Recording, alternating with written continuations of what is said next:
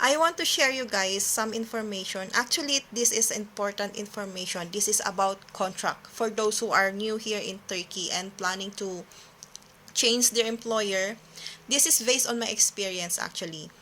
Because I wonder why I don't have contract yet since I'm already 4 months here. So I follow up my agency and ask my contract.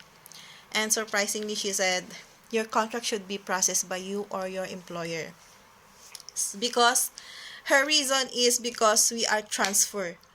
We find our employer here in Turkey already, not in Philippines. So we should be the one to process my contract. So I inform my employer about this contract because maybe next year I'm going back to my country for vacation. So this is very important kasi I cannot come back here. Maybe ma-upload ako dun sa airport because I don't have contract and I cannot get OAC also without contract. So now we processed my new contract.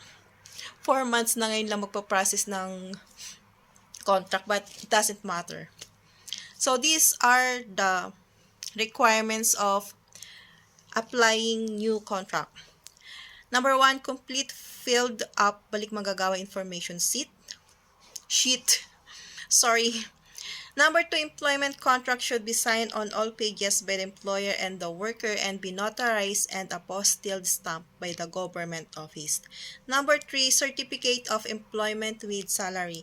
Number 4, undertaking of the employer. Number 5, contingency plan. Number 6, copy of worker passport valid at least 6 months from the date of intended departure. Number 7, copy of worker's previous and valid existing work permit. Number 8, copy of employer's passport or ID with signature. And number 9, copy of the employer's airway bill shipment receipt for the documents to be sent back to Turkey. So, yun po yung mga requirements. Actually, you can search that on Polo Lebanon or embassy or your agency. They will send you the requirements. Meron na din silang copy. Yung problema ko dito, actually, my employer go to notary for the notary para ma-stamp siya. Pero nagkaroon ng problema because I have some documents na luma na pala. But that is from the agency. So, I get the new copy.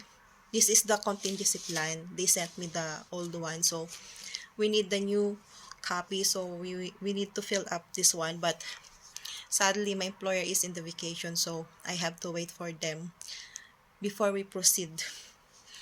So, when we are done, we will need to send this to Polo Lebanon because we don't have Polo here in Turkey. So, yun lang yung information na gusto kong malaman nyo at ma-share ko sa mga baguhan dito na plan na mag-change ng employer. Kasi hindi po lahat lahat ng agency ay magpa-process ng kontrata. Actually, di ba, dapat agency. How many years na ako nag-abroad?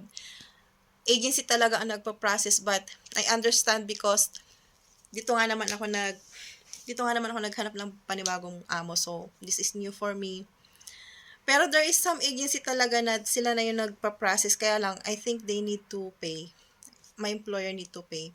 Siguro nagtitipid yung amo ko. So, or I don't know, maybe dahil sa agency, mababa lang sila maningil. So, yung part ng contract, kami na magpa-process. But I'm thankful because my agency said, come to my office and we will fix your contract.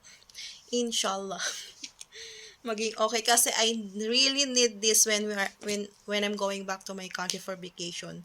Kasi without our contract, we cannot get OAC. So maybe ma-upload tayo sa airport, di tayo makabalik ng Turkey. Sayang naman ang dollar. Yun lang guys, and I hope nakatulong ako sa inyo. Bye-bye!